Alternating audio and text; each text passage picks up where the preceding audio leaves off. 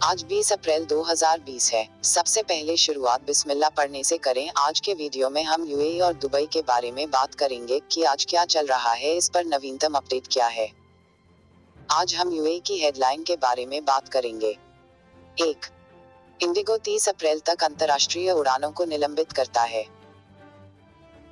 भारत में corona virus के प्रसार को रोकने के लिए लागू किए गए राष्ट्रव्यापी लॉकडाउन के बीच इंडिगो ने बुधवार को कहा कि यह 30 अप्रैल तक अपनी अंतर्राष्ट्रीय उड़ानों को निलंबित कर रहा है। 2.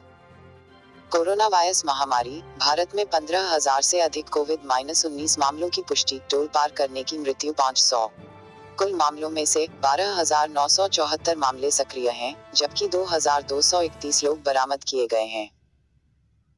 स्वास्थ्य और परिवार कल्याण मंत्रालय के अनुसार महाराष्ट्र कुल 3,651 मामलों के साथ सबसे अधिक प्रभावित राज्य है, जबकि 365 मरीजों को बरामद किया गया है। 211 मौतें हुई हैं।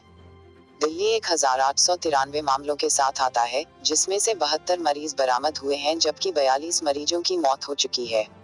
तमिलनाडु में 1,372 मामले दर्ज किए गए हैं, जिनमें से 365 ठीक हो चुके हैं और 15 वायरस के शिकार हैं। राजस्थान में 1,351 मामलों की पुष्टि हुई है, जिनमें से 183 लोगों की मौत हो चुकी है, जबकि 11 मरीज मारे गए हैं। मध्य प्रदेश में 1,407 मामले सामने आए हैं, जिनमें 127 मरीज बरामद हुए और 70 मरीज मारे गए। दूसरी ओर उत्तर प्रदेश में 805 COVID-19 पॉजिटिव केस हैं। केरल में, जिसने देश के पहले COVID-19 मामले की सूचना दी, 400 लोगों को कोरोना वायरस के लिए सकारात्मक पाया गया है। 3. कोरोना वायरस, यूएई ने 479 नए मामलों की घोषणा की, 98 वसूल किए। मंत्रालय ने कहा कि 23,000 नए कोरोना वायरस परीक्षण किए गए हैं। यूएई स्वास्थ्य और रोकथाम मंत्रालय ने रविवार को 479 नए कोविड-19 कोरोना वायरस मामलों की घोषणा की, जिससे देश में कुल मामलों की संख्या 6,781 हो गई। मंत्रालय ने कहा कि देश में परीक्षण के दायरे का विस्तार करने की अपनी योजना के तहत इसने यूएई के नागरिकों और निवासियों के बीच 23,000 अतिरिक्त कोविड-19 परीक्षण किए, जो शीर्ष चिकित्सा पद्धति का उपयोग कर रहे हैं। बढ़े हुए परीक्षण के परिणामस्वरूप 479 नए मामलों का पता चला। प्रश्न में व्यक्ति विभिन्न राष्ट्रीयताओं से हैं। मंत्रालय ने कहा कि वर्तमान में वे स्थिर स्थिति में हैं। मोहप ने वायरस के परिणामस्वरूप 4 व्यक्तियों की मौत की भी घोषणा की, जिनमें से एक मृतक एक खाड़ी राष्ट्रीय था, जबकि 3 अन्य एशियाई नागरिक थे। मंत्रालय ने कहा कि महामारी से होने वाली मौतों की कुल संख्या 41 तक पहुंच गई है। मंत्रालय ने मृतकों के परिवारों के प्रति अपनी संवेदना व्यक्त की और कोविड-19 रोगियों को शीघ्र स्वस्थ होने की कामना की। मंत्रालय ने जनता से स्वास्थ्य अधिकारियों के साथ सहयोग करने और निवारक उपायों का पालन करने का भी आह्वान किया। मोहप ने कहा कि कोविड-19 से 98 व्यक्तियों को पूरी तरह से बरामद किया गया है। कुल वसूली की संख्या 1,286 है। देशव्यापी नसबंदी अभियान के शुरुआती दौर की सफलता के बाद दुबई ने शुक्रवार को एक और सप्ताह के लिए अभियान के विस्तार की घोषणा की।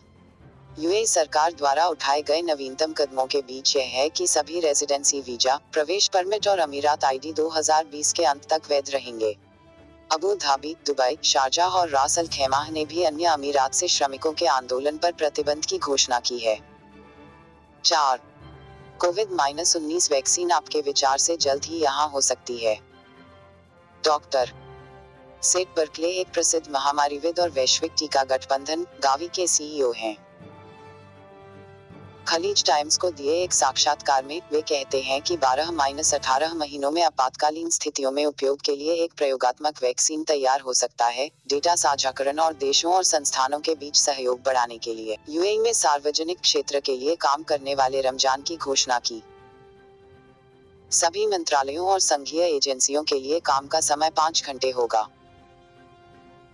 यूएई में सार्वजनिक क्षेत्र के कर्मचारियों के काम के घंटे रमजान के पवित्र महीने के दौरान 5 घंटे होंगे। Federal authority for government human resource द्वारा रविवार को जारी एक परिपत्र के अनुसार। अगर आप हमसे प्यार करते हैं तो इस वीडियो को अपने दोस्तों के साथ व्हाट्सएप और फेसबुक ग्रुप में शेयर करें। अपनी प्रार्थनाओं को प्यार करना याद रखें। अल्लाह हाफिज।